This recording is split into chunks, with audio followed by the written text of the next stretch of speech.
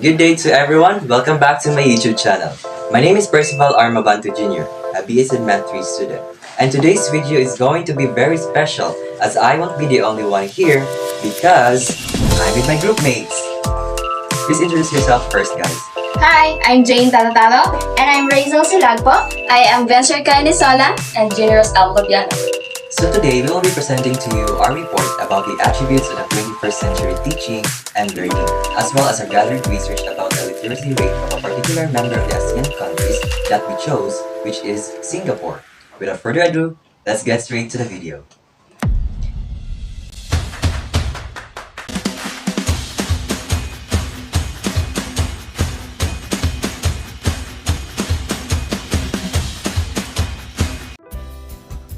Our world is constantly developing and changing, which have also impacted the education.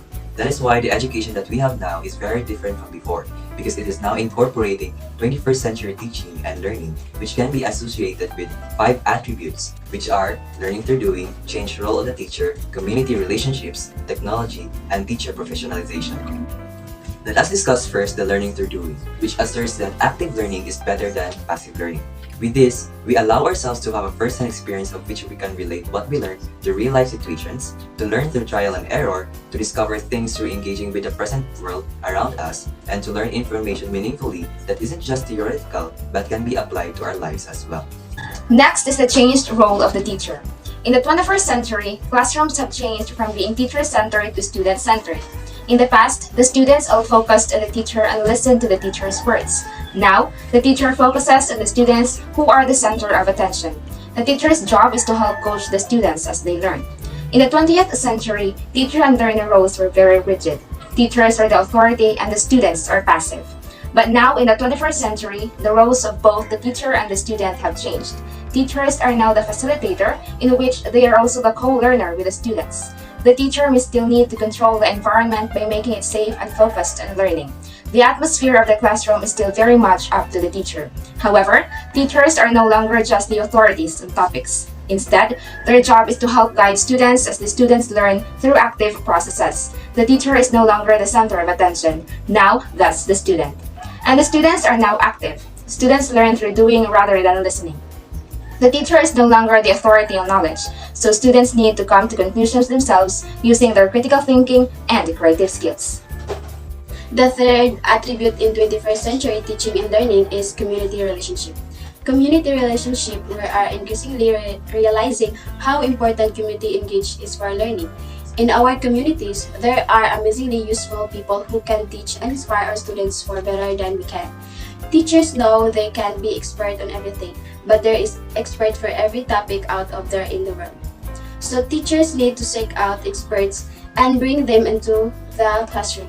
By leveraging the skills and knowledge of the community, we can create a better learning experience for our students. Bringing people from different walks of the life into classroom also helps our students to create connections with people who aren't like themselves. This can help inclusion, education for social justice, and create links between people of different cultures. The fourth attribute of teaching and learning in 21st century is technology, as modern technologies can be incredibly helpful in classroom today. As you walk into a classroom now, and you'll be shocked at how much things have changed in just a decade. Technology is everywhere. It is important to use new learning technologies in appropriate ways. Students should use technology to prevent them from thinking or help them cheat. Instead, technology should be used to help students access information or think in ways they couldn't have done so otherwise. We call technologies that help students think harder as cognitive tools for learning. Teacher professionalization is one of the attributes of 21st century. Well, it is because teaching children in this century is clearly much more complicated than it was in the last one. So, we need to create personalized lessons, be inclusive, aim for equality, encourage creativity, engage with community, use technology to enhance learning. They need opportunities to ask questions themselves and try out new strategies and learn from experts throughout their career. One of the biggest challenges for teachers is rapidly changing environment, especially now we have pandemic. New technologies are quickly coming into classroom to help us personalize and support learning for all of our students. Those are the attributes of 21st century in teaching and learning. But wait, are you ready and excited to travel to Singapore? What are you waiting for? Let's go! Hello, beautiful people! Welcome to Singapore!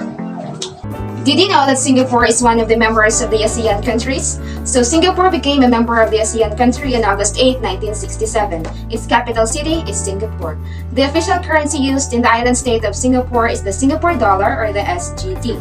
When we talk about the exchange rates, 1 Singapore dollar is equal to 0.71 United States dollar, and in exchange to peso, 1 Singapore dollar is equal to 41.26 Philippine peso.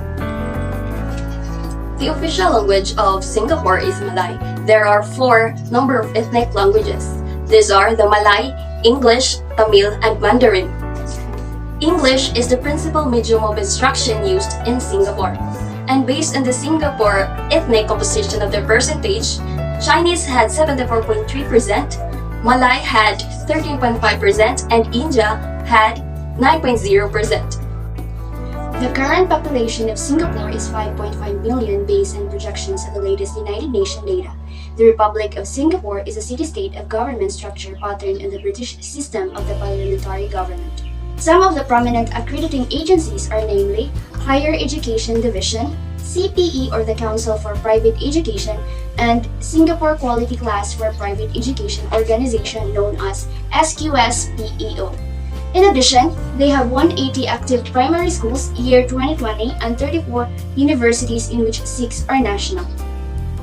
The annual education budget, the total fiscal year in 2022 provision is 331.1 million is for the COVID-19 related programs, namely SG United Skills or SGUS, Program and Enhanced Training Support Package Program or ETSP. Advances for fiscal year 2022 are projected to be 203.73 million, mainly for tuition fee loan and study loan to students from polytechnics and US. The next is percentage of education budget to their national budget. The total expenditure of Ministry of Education in fiscal year 2022 is projected to be 13.16 billion, which is 435.40 million or 3.3%, higher than the revised fiscal year in 2021 expenditure. 13.21 billion or 91.1% is for operating expenditure and 393.40 million or 2.9% is for development expenditure. Overall literacy rate of adults for the 30 years in year 2021-2022, the literacy rate is 97.34%. For the male adults in year 2021-2022, the literacy rate is 98.85%. In the female adult in year 2021-2022, the literacy rate is 95.96%. Next, we have the school structure or format. The school structure or format in education in Singapore consists of 6 years of primary school, 4 years of secondary school, and 1 to 3 years of post-secondary school. Furthermore, kindergarten is optional, and preschool is offered by the Ministry of Education as well as private providers. The length of academic calendar for primary and secondary schools is that in semester 1, term 1 starts from January to March, and term 2 starts from March to May. Then semester 2, term 3 starts from July to September, and term 4 starts from September to November. For junior colleges, year 1, semester 1, terms 1 starts from February to March, and term 2 is March to May. Semester 2, term 3 is July to September, and term 4 is September to November. For year 2, semester 1, term 1 is January to March, and term 2 is March to May. Semester 2, term 3 is July to September, and term 4 is September to end of A-level exams.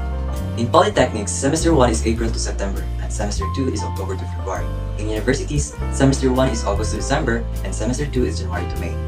The pupil-teacher ratio or PTR is 15:1 for primary schools, 12:1 for secondary schools, and 11:1 for junior colleges.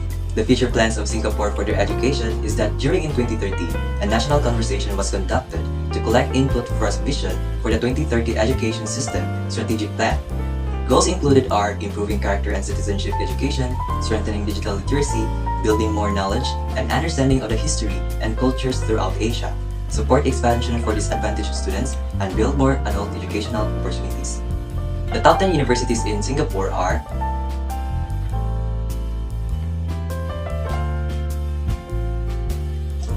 And that concludes for today's video. We hope that you learned a lot from our presentation.